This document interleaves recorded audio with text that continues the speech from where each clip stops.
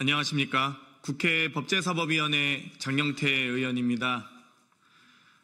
대북 송금 사건의 검찰의 조작 수사로 인한 무리한 기소, 또 허술한 증거들이 만천하에 드러나고 있습니다.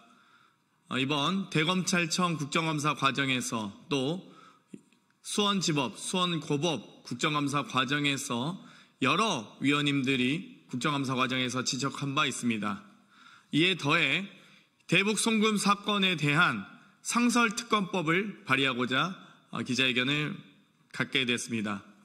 그럼 바로 기자회견 시작하도록 하겠습니다. 대북 송금 사건 및 검찰의 불법 수사 의혹을 규명하기 위해 상설특검을 추진하겠습니다. 김성태 전 쌍방울 회장의 대북 송금 및 주가 조작 사건과 이 과정에서 드러난 검찰의 진술 조작 등 불법 수사 의혹을 규명하기 위해 상설특검을 추진하겠습니다. 이 사건의 본질은 쌍방울 주가 부양을 위한 대북 사업과 불법 대북 송금 행위가 검찰에 의해 이재명 대표를 위한 방북 비용 대납으로 둔갑한 사건입니다. 2022년 6월 수사가 본격화되어 관련 재판들이 2년 넘게 진행되고 있지만 아직까지도 제대로 된 물증 하나 나오지 않았습니다. 오직 김성태 전 회장 등 쌍방울 관계자들의 진술과 증언뿐입니다. 그러나 이마저도 신빙성이 떨어집니다. 안부수와 김성태 전 회장 등 사건의 주범들은 검찰 수사 및 재판 과정에서 증언을 번복했고, 이화영 전 경기도 평화부지사는 검찰의 회유와 압박을 받았다고 주장했습니다. 특히 핵심 증인인 이화영 전 부지사에 따르면 검찰은 대질조사라는 명분으로 진술을 어떻게 할지 지속적으로 말을 맞췄고, 진술이 틀리면 교정해주는 이른바 진술 세미나를 수십 차례 반복했다고 합니다. 실제로도 이화영, 김성태, 방용철 출정 기록이 일치한 횟수는 25회에 달하고, 안부수, 김성태, 방용철의 출정 기록이 일치한 횟수 역시 12회에 달합니다. 진술 세미나뿐만 아닙니다. 재판과 국회 청문회 과정에서 김성태 전 쌍방울 회장, 방용철 전 쌍방울 부회장, 엄영수 전 쌍방울 회장 비서실장 등이 위증을 했다는 의혹이 제기되고 있습니다.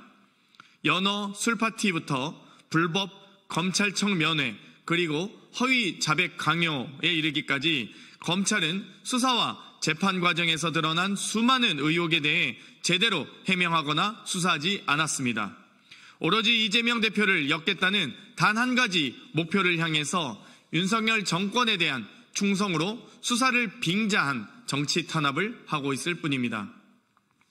국회가 진실을 밝히기 위해 국회법 절차에 따라 국정감사와 청문회를 통해 증인 출석과 자료 제출을 요구하였으나 박상용, 김성태, 검찰을 비롯한 관계기관들은 법을 무시하는 만행을 저지르며 진상규명을 방해하고 국회를 모독할 뿐이었습니다. 이에 지난 6월 대북송금특검법이 발의되었지만 24번이나 거부권을 행사한 윤석열 대통령의 성향을 고려했을 때 대북송금 특검 법안에 대해서도 거부권을 행사해 검찰의 조직적 범죄 의혹을 비호할 가능성이 높습니다. 상설특검은 별도 입법을 통한 특검법과 달리 이미 제정된 특별검사의 임명 등에 관한 법률에 따라 꾸려지기 때문에 대통령이 거부권을 행사할 수 없고 특검법에 비해서 훨씬 신속하게 진행할 수 있습니다. 국회가 추진하는 상설특검의 중립적이고 공정한 수사를 통해 검찰의 대북송금 사건 관련 주가 조작 등에 대한 부실 수사 의혹, 김성태 전 쌍방울 회장과 검찰의 구형 거래 의혹, 검찰의 이화영 전 부지사 진술 강요 및 회유 의혹 등에 대한 진실을 밝히고 김성태, 방용철, 엄영수 등 관련자들의 위증 혐의를 밝혀내 반드시 처벌받도록 할 것입니다. 대북송금 사건 조작 사건은 매우 간단합니다. 아주 빠르게 또 간단히 진실을 밝혀낼 수 있는 사건입니다. 상설특검으로 대북송금 사건의 진실을 반드시 찾겠습니다. 2024년 10월 23일 국회 법제사법위원 장경태 의원이었습니다. 이상 기자회견 마치겠습니다. 감사합니다.